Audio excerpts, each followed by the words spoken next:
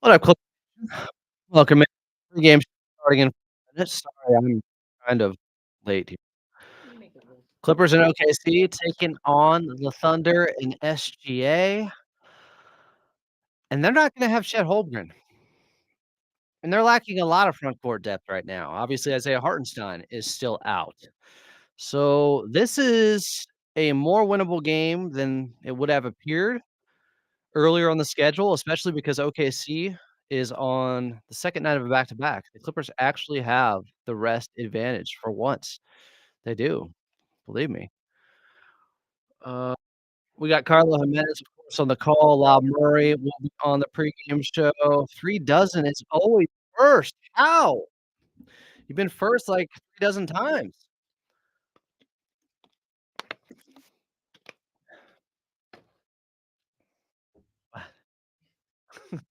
Guys want some Gates? That's what Tim Gates looks like all the time. I don't know why he's got so much Lysol in his hands. It's kinda weird. I don't think he knows you just put him on the internet.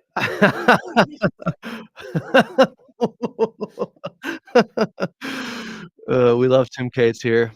Been a rough couple weeks or a week at iHeartRadio. I don't know if you guys seen the news lately. I think they're following the broadcast news. It's good to see familiar faces, though. Katie's choking.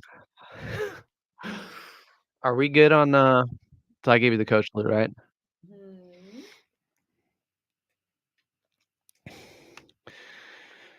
Thank you, 3 dozen. He's the only one watching. Let's see, check my notes here.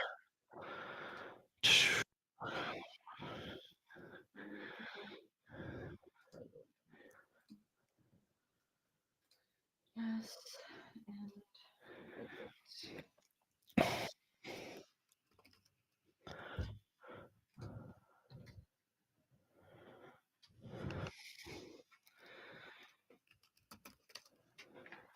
alright.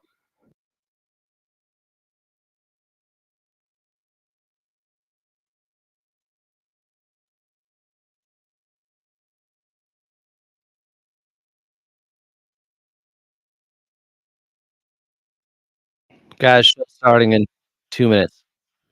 Oh, my headphones.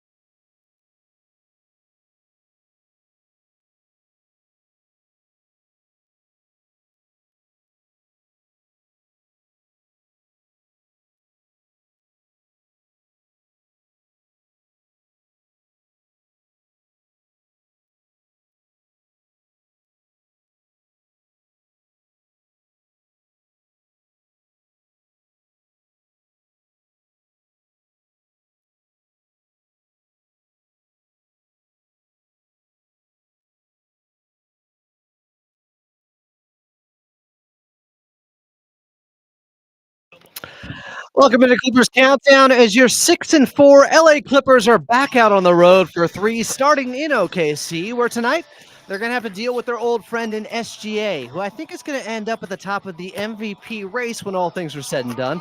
Of course, he will see a lot of Chris Dunn today, as the Clippers will do everything they can to try and slow him and a stacked Thunder team down, even while they are thin in the front court currently, as Chet Holmgren's injury last night has changed maybe the state of the Western Conference to some degree.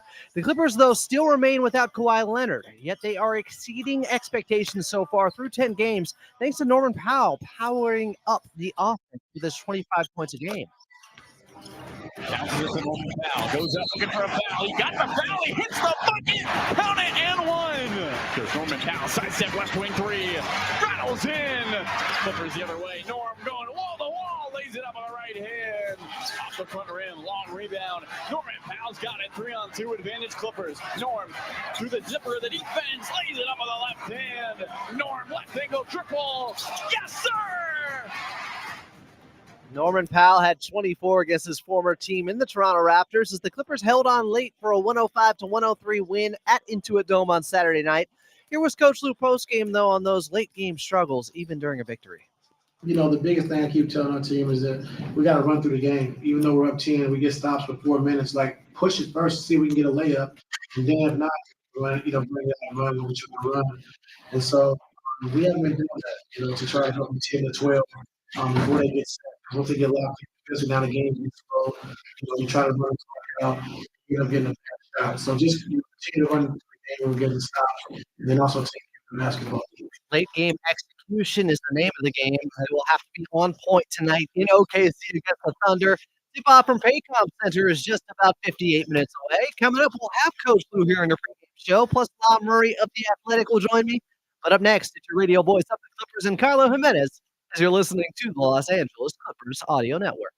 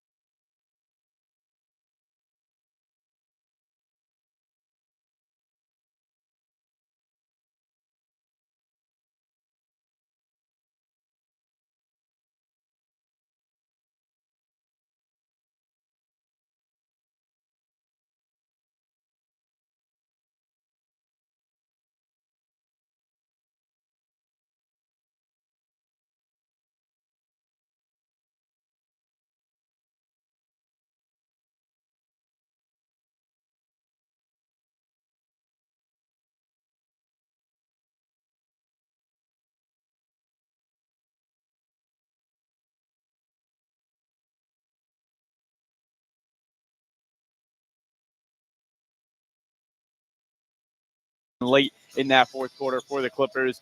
Fun to watch them go to work, to be excellent on the offensive end, and also to make sure the Clippers can find scores offensively. A lot of people ask, especially earlier in the year, during their first couple of clutch games, who's going to be next to James Harden when they need offense? Norman Powell has clearly stepped up, and late in games, big-time shots from Mr. Fourth Quarter. Yeah, Norman Powell has been tremendous for this Clippers team, averaging 25 points per game, putting up almost 50-50, 85 shooting splits so far this season. And you're kind of seeing just how much he has taken the onus of putting the offense on his shoulders at times and going into takeover mode when he has to. But in some ways, it's nothing new because he was one of the most efficient players in the league last season in fourth quarter scoring. He was about 55% in fourth quarters from the floor, 45% from three. This is what he does, but now he's doing it at a higher volume. He really is doing it at a higher volume. He works out in the offseason like a maniac. It was a great article by Andrew Wright for the LA Times last offseason about how he brought Sean Fine with him to work out 3 times a day in Greece because he was on vacation, but he couldn't not dribble a basketball. That's just the mentality Norman Powell's had, and he's had this starter, superstar workout type regimen during the offseason, and we're finally seeing it put in place here throughout the regular season. Norman Powell probably wins Western Conference Player of the Week at him if Nikola Jokic doesn't average 30, 17, and 18. He was definitely number 2 on that list.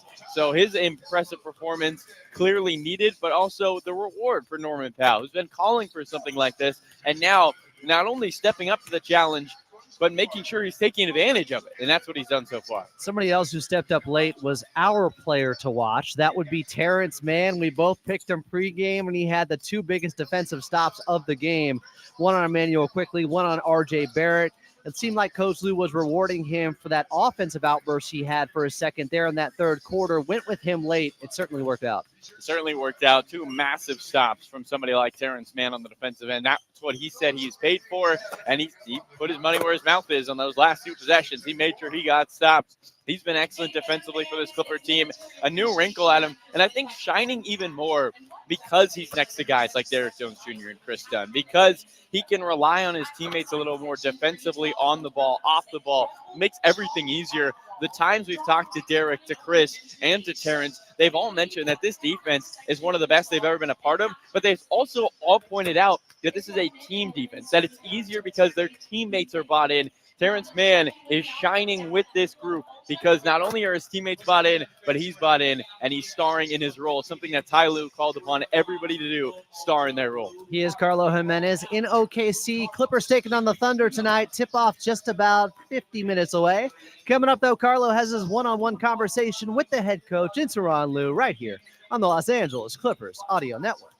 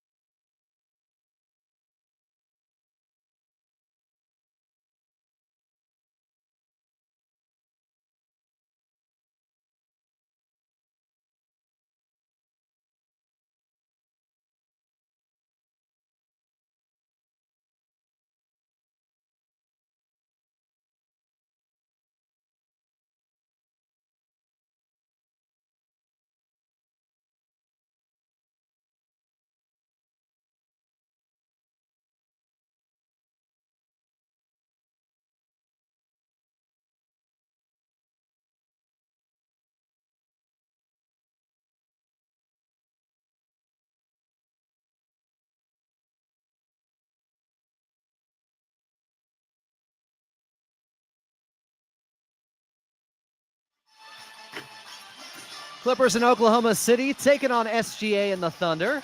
Welcome back in. I'm Adam Moslem. This is Clippers Countdown, the official pregame show of your Los Angeles Clippers. Still to come, we'll get your player to watch. We'll also go back in time in Clippers Rewind. But first, we're heading back over to your radio voice of the Clippers in Carlo Jimenez. Thanks so much, Adam. Here with head coach Tyronn Lue before the Clippers take on the Oklahoma City Thunder. Coach, your team's held opponents to under 105 points in the last 4 games. What have they been able to execute so well on the defensive end? Just paying attention to detail, I think, getting back in transition, and then rebound the basketball. I think rebound the basketball, take away second chance points is huge for us, especially just struggling over the last few years of rebounding the ball. And so we rebound the basketball, we're going to hold teams under 105. Talk about rebounding. Your second best rebounder per game is James. Third best is Chris Dunn, who's 6'3". Why are those guys rebounding so well? How do they get the boards despite their size? James always been a good rebounder, and people forget he's a point guard, but he's 6'6". Yeah. So he can rebound the basketball. He's strong. He gets good position. And then just Chris Dunn, just relentless. Like he's going to the glass, offensive boards, defensive boards, and he attacks the boards, So when you have that kind of mindset at 6'3", 6'4", you can do some good things. Obviously, the Thunder without Chet Holmgren today, how does that affect them defensively? Because you guys just saw them a week ago. Yeah. Their rim protection's great usually, but now they're missing their 7-footer. Yeah, we got to have a mindset we're going to attack the paint. We know they have some good individual defenders, but we got to play fast. We got to attack the paint, and then we got to use Zoo in the best way we can too as well. And so when we're attacking, getting to the basket, I understand there's no shot blocker, so we want to try to finish at the basket. If they come over here, we got the drop offs, we got kickouts for 3. So hopefully we can continue to keep attacking early and often in offense. When you run an offense and you're looking for kickouts, are you trying to get kickouts to be in the corners? Because you're second in the NBA in 3-point percentage in the corner. It seems like there's a team that's really been great at shooting corner threes. Yeah, I mean, just wherever the open man is. A lot of teams now, when they're on the backside and they're Xing out, they try to take away that corner to force you to throw that wing pass. But if we can get the ball to the corners, we got a lot of good corner shooters, and so we try to get the ball there as much as we can. Just 2 more for you, Coach. You mentioned the importance of learning through winning. In your last press conference, despite you guys getting to win, a lot of things to learn from. As a coaching staff, how do you try to implement, hey, I know we won, but we got a lot to learn? Yeah, I mean, you feel better about yourself when you win a game, when you don't play well, or you don't execute things you want to execute. And so we got to just make sure that, we continue to keep growing, continue to keep getting better, no matter what the circumstances are. If you win or lose, we still got to get better. And so our guys understand that it feels much better to do that after a win than after a loss, But our guys are locked in, they're focused.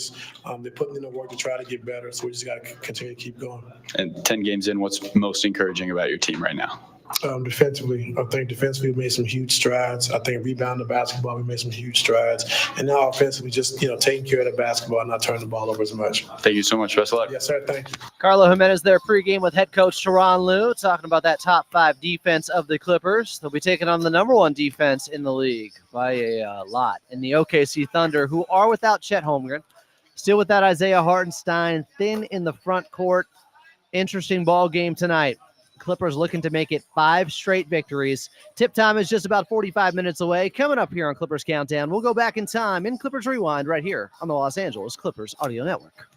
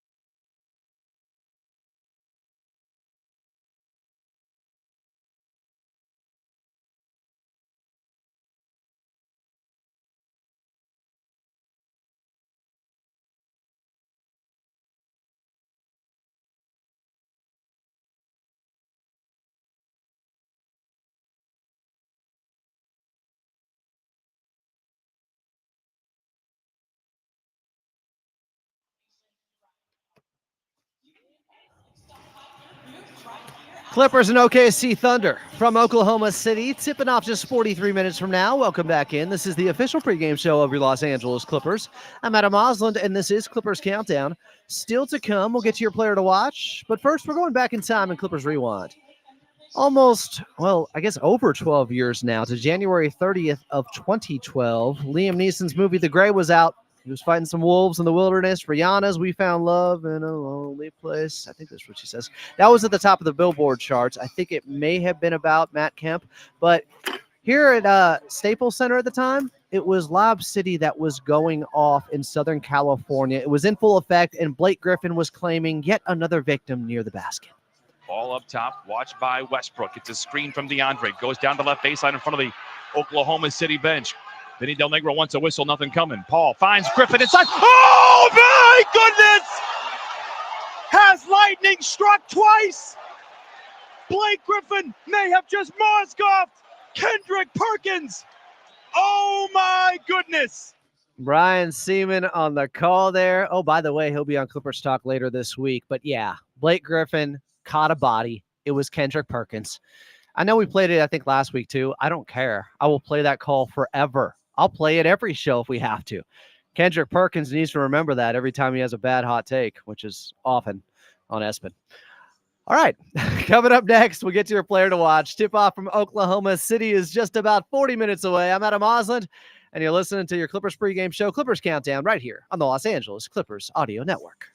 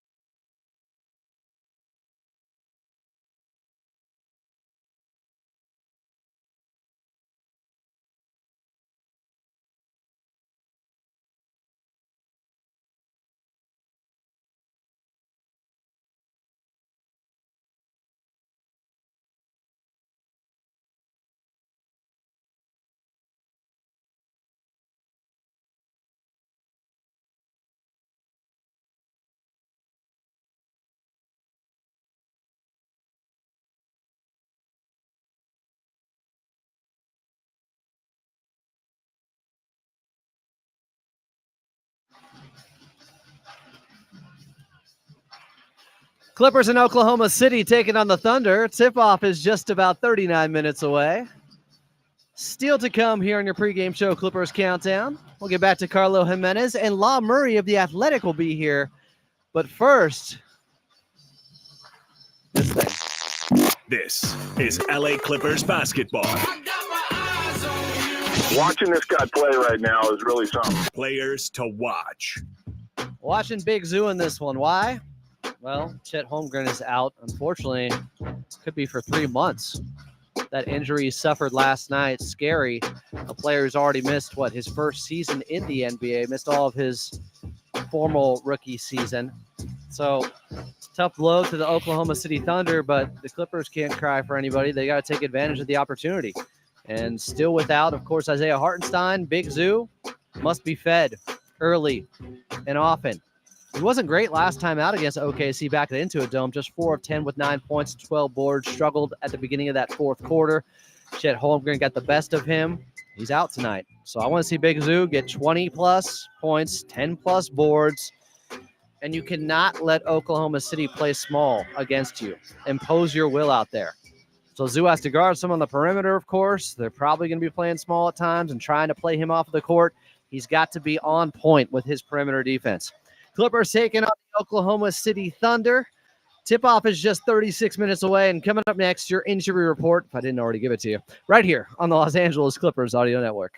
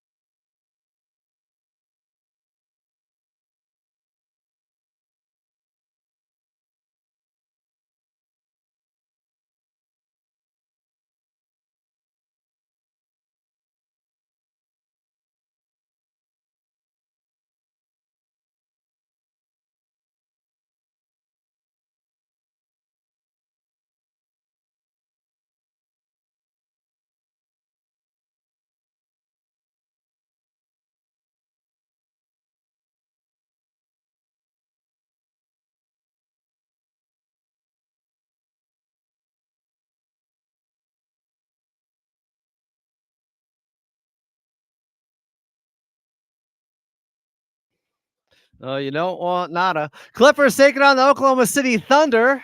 Battle in the Western Conference, the Wild, Wild Western Conference. Thank you, Katie Newton. Just theming things out with the songs today. Coming up, we're getting to Lob Murray of The Athletic from OKC. But first, let's get to your injury report. It's brought to you by Prize Picks. Download the app today and use code KLAC to get $50 instantly after you play your first $5 lineup. Prize Picks, run your game. Still no Kawhi Leonard. Still no Mo Bamba, to my knowledge, although it sounds like he is getting closer here. And OKC is without Chet Holmgren with that hip fracture he suffered last night against the Golden State Warriors. They would lose that game at home. So they are on the front end, now the back end of a back-to-back. Clippers have the rest advantage against the OKC Thunder, who are still without the other J-Dub, Jalen Williams, the forward, and no Isaiah Hartenstein. This is an opportunity for the Clippers to get one against OKC, the best team in the Western Conference. They are down, not out, but take advantage of them being a little bit more banged up. It's not like teams haven't done that against the Clippers over the years. More Clippers countdown coming up next. We'll have Lob Murray on from The Athletic right here on the Los Angeles Clippers Audio Network.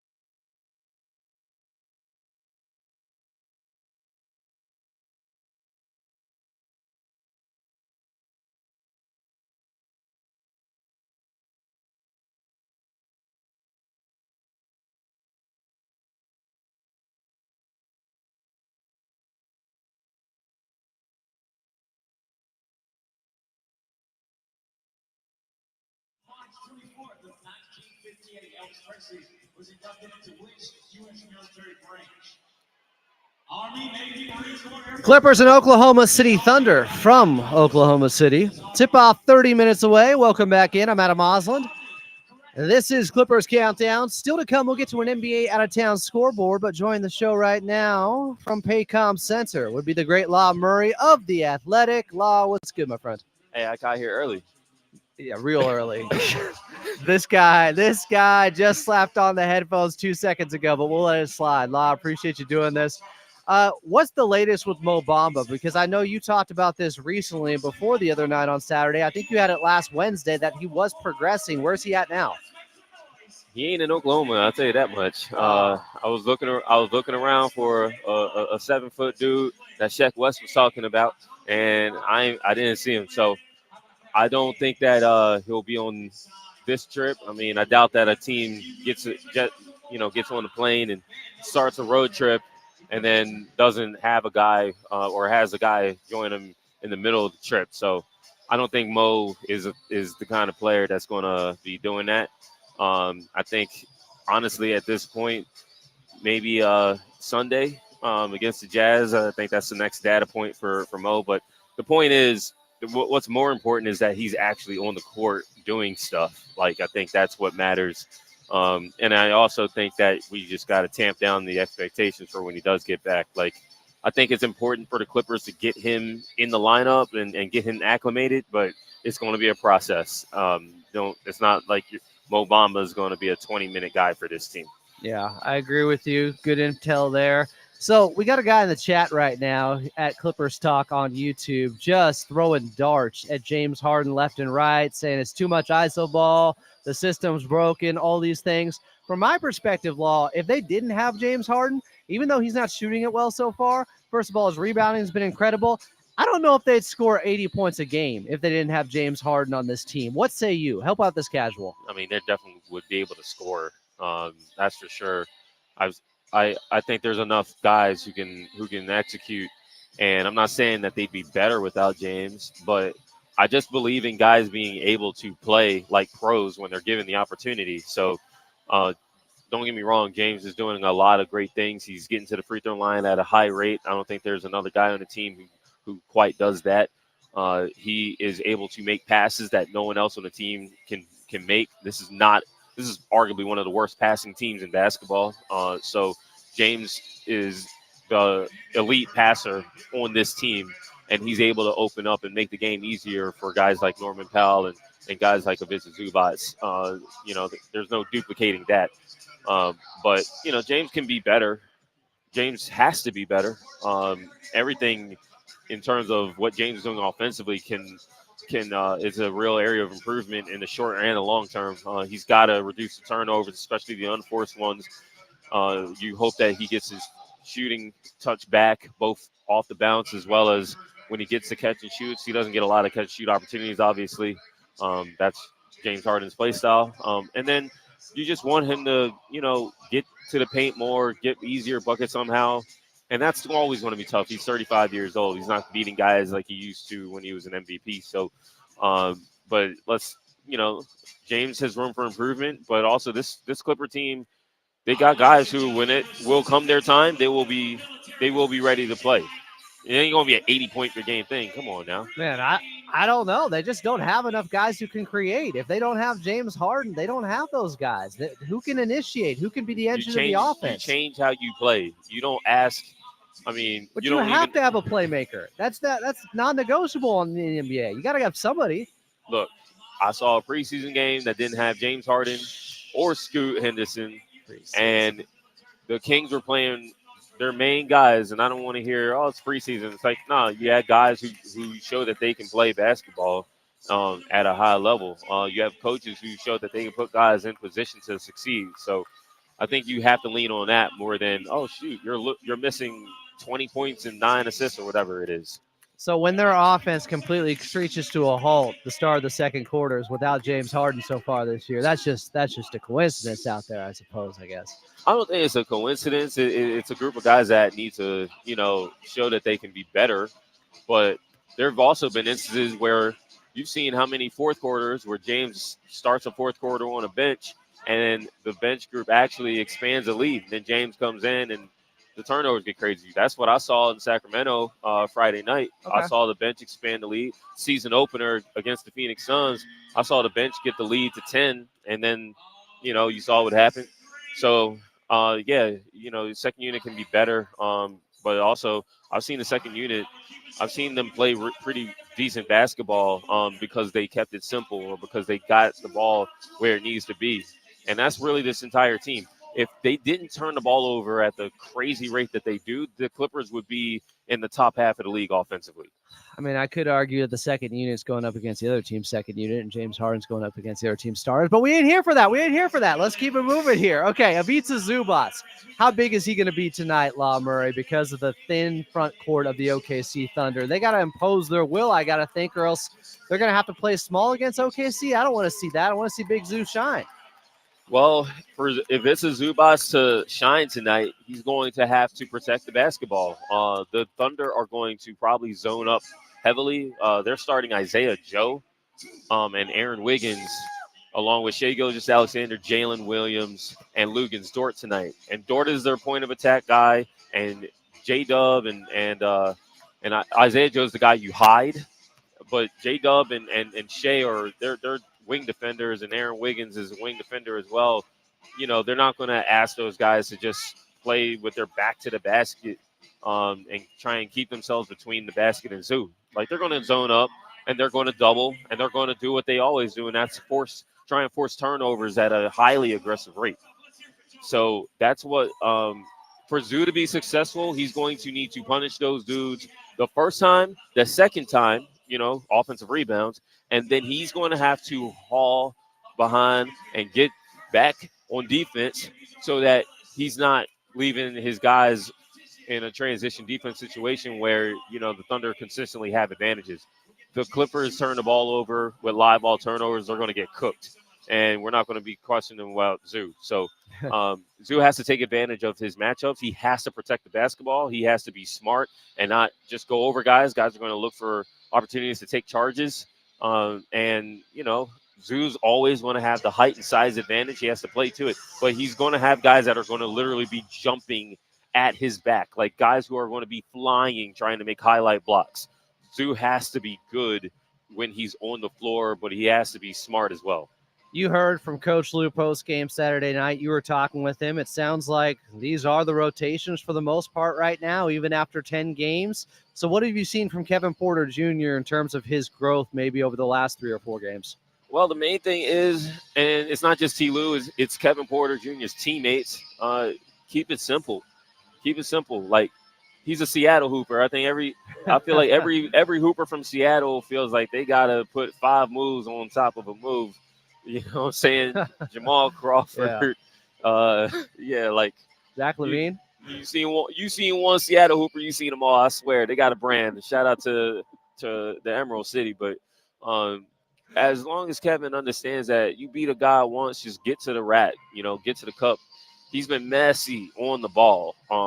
His jump shots, the turnovers, just inefficient with the basketball in his hands, which if you paid attention to the Rockets, I know a lot of y'all didn't. Y'all just saw some numbers at the end of a game. But, that's not surprising. It was not going to get better with a year away from the league and then changing teams and being with a new coaching staff. So he is, not surprisingly, looking better in the last week than he did to begin the season. And I think he's been good off the ball. Like, he's been a good cutter, actually. He actually is a smart cutter. And defensively, he has helped this team out. He's got positional size. He can guard multiple positions. And he has a knack for understanding where players are going to go. I can tell you, there's been multiple instances where he knows the ball's going into the post, and there he is with a blitz. And he either gets the steal or he gets a deflection, and the team has to reset. There's nobody in the 10 guys that the Clippers have been playing, nobody has played themselves out of a role. And so throw that 10 game. This is what T. Lue told me. Throw that 10 games out the window. It's not like, hey, 10 games and there's going to be changes. That 10 games over, I think they're going to go with what they go with until guys come back or the league steps in with things. I said last night, Norman Powell has the same wallet as Jules Winfield from Pulp Fiction with the way he's playing right now. He is a bad man out there with the stuff he is doing. Is this just someone getting that opportunity in the green light, or has he progressed in some areas that you've seen? I mean, he works on his game. Like there are guys that you hear about as guys who work hard and everything, and they need to keep them out the gym. But like that's actually the case with Norman Powell. Like I actually believe that dude works on his game too much. Like, there's some of y'all who are like, put the controller down, or stop turning your camera on. It's like maybe Norman Powell needs to do that sometimes. Enjoy life, Norm. So yeah, like he's with the perfect coach. He's in the perfect situation. And other than that, he's just doing what he's been doing his whole basketball life, and that's get buckets. Like, I don't think anyone's ever been concerned with Norm's ability to get buckets. It's the other things that will be like, oh, he's doing this too. Like, if you hold up defensively over the full course of a game, not just when you need to run a comeback, the rebounding. He had, his first career double-double Friday night in Sacramento. The fact that he is dropping dimes, that was what we saw against the 76ers, his ability to play make. And so to become an all-star, which is what Norman Powell absolutely wants to do, you need to do those things consistently for a winning team. And so he's in position to do it. He's just got to show that he can maintain what he started. Last one for you here, Law. Your latest on The Athletic is Kawhi Leonard's gradual return and more Clippers observations through 10 games. When you say gradual, what exactly, how do you define that? When is the ballpark right now for Kawhi? Because I get this question every day, and you're the only one that could actually know something like this. Yeah, I mean, obviously he's hanging out with Mo somewhere, Mo Bamba. So there's that. They are boys. Yeah, they are. I don't see Kawhi coming back anytime soon, to be honest. We're hearing about Mo Bamba's progress. You're obviously not hearing that about Kawhi. And that's not to say he's not progressing. It's just not to say he has not progressed to the level that Mo has. Mo is on the floor playing basketball, and we're not hearing that about Kawhi right now. And honestly, my expectations for Kawhi this entire season are significantly decreased. Like, he can come back in 2 weeks, which would be November 25th, and that game's in Boston. That would be cool. But it's not like I'm expecting Kawhi to play 30 minutes at any point in November. I'm not expecting Kawhi to be a 15 to 20 shot guy at any point in November. So that's just that. Anything you get from Kawhi this month is a bonus. I think anything you get from Kawhi in December is a bonus. Wow. Just hopefully he's back sooner than later. Joe Rosenfeld said it. Is there any reporter better than Law? Nope. Always incredible insight. There are plenty. I got plenty of work to do, y'all. Not to mention the humility. Oh, look at this guy. Law Murray, the NU is where you find him on X. He does it for The Athletic. He's in OKC. Law, thanks for doing this tonight.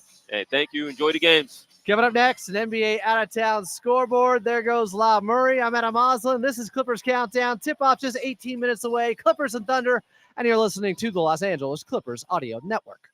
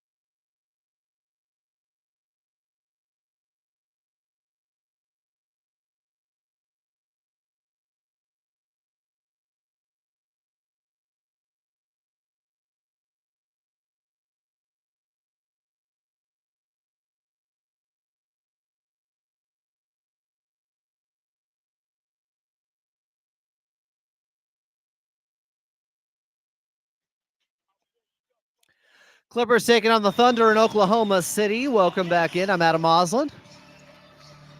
Big thank you to all the vets. Those who are serving also. Those who have served on a Veterans Day here. Coming up, we'll get back to Carlo Jimenez. But first, let's get your drive around the league. Brought to you by Toyota's electrified lineup, including hybrids, plug-in hybrids, all electrics, and even fuel cell electric vehicles. So you can choose exactly the type you need for your lifestyle. We make it easy. Well, the 5 games slated in the NBA that are left, they're all starting at 5 p.m. Pacific time. Coming up a little bit later, or I guess the same time, in San Antonio, it's the Sacramento Kings, who are 6-4 in the Pac Div. That is a rival of your Los Angeles Clippers. They will be in San Antonio taking on Victor Wembanyama, who's averaging 18 and 10. But the shooting hasn't quite been there so far. The efficiency hasn't for him. In New Orleans, the Pelicans will be hosting the Brooklyn Nets. Brandon Ingram, won't he be traded? Well, he's getting 23 points per game, and he is necessary for them with the injuries going on right now. The Cleveland Cavaliers are still perfect. They are 11-0. They can be 12-0 with a victory over the Bulls in Chicago later tonight. Evan Mobley, huge season. Yeah, they are doing big work over there with their defense. Evan Mobley averaging 18, 8, 2 assists. Nikola Vucevic, so a battle between 2 former USC guys. He's getting 21 and 10 himself for Chicago. That'll be an interesting ball game for the Cavaliers. See if they have a letdown. And last one for you. In Houston, it's the Rockets taking on the Washington Wizards, and Jordan Poole's getting 21 points per game. Şengün at 17 and 11 at the big man spot for the Houston Rockets. Tonight, Oklahoma City without Isaiah Hartenstein, now without Chet Holmgren, taking on Big Zoo and your Los Angeles Clippers. And coming up next, we'll get back to Carlo Jimenez right here on Clippers Countdown on the Los Angeles Clippers Audio Network.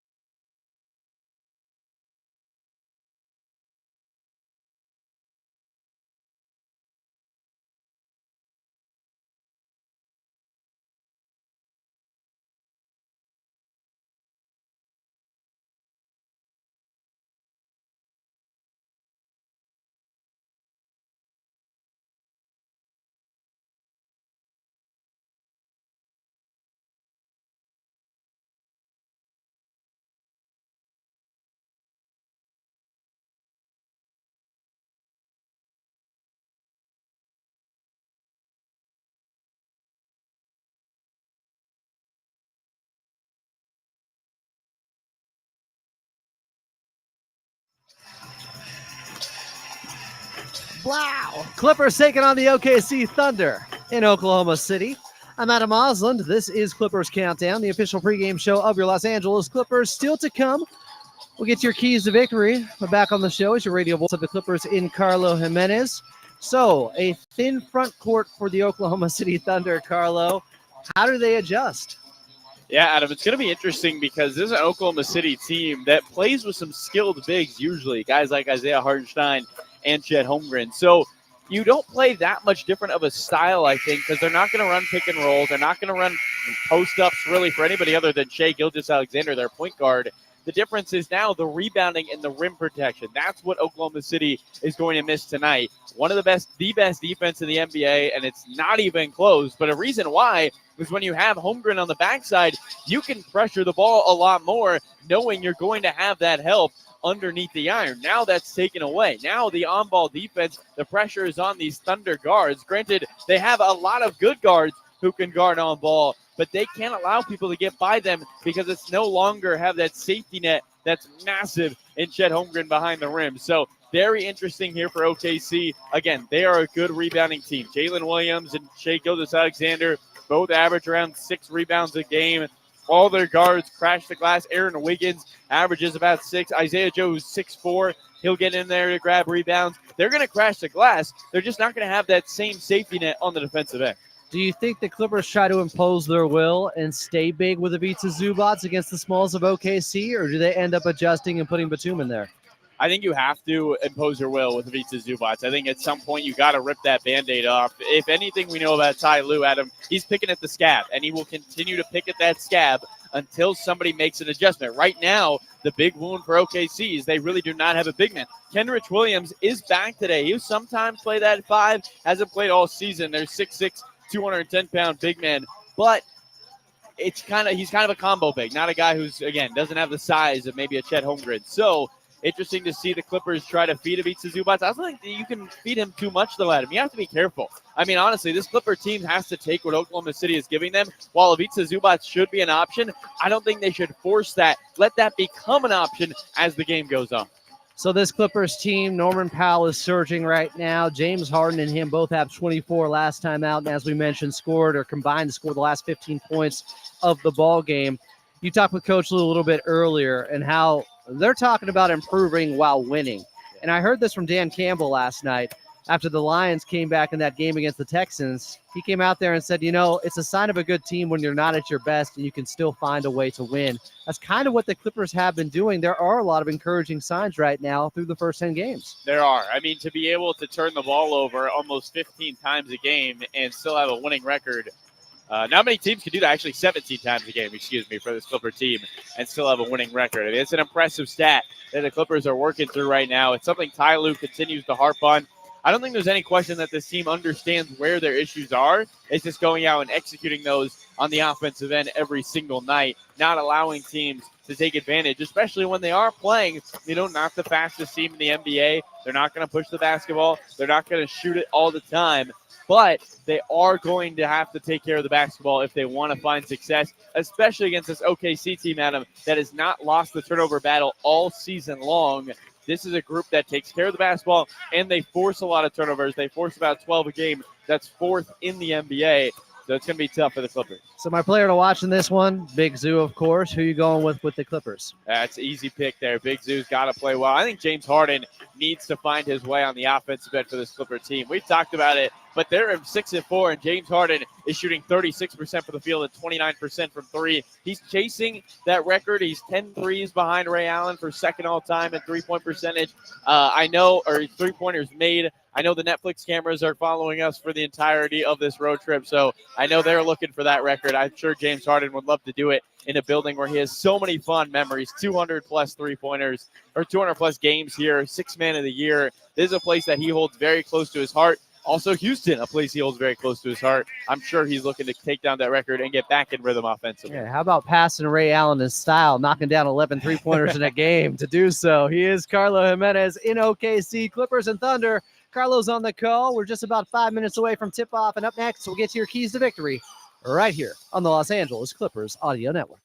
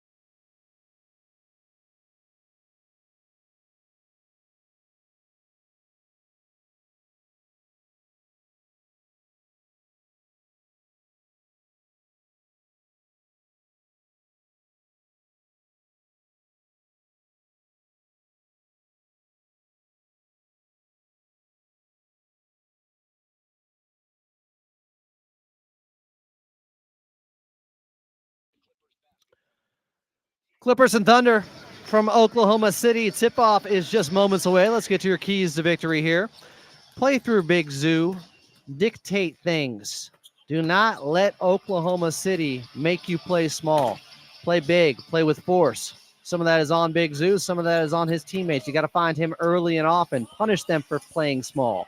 And also, 12 turnovers or less in this ball game for the Clippers. Last time they had 22 against the OKC Thunder.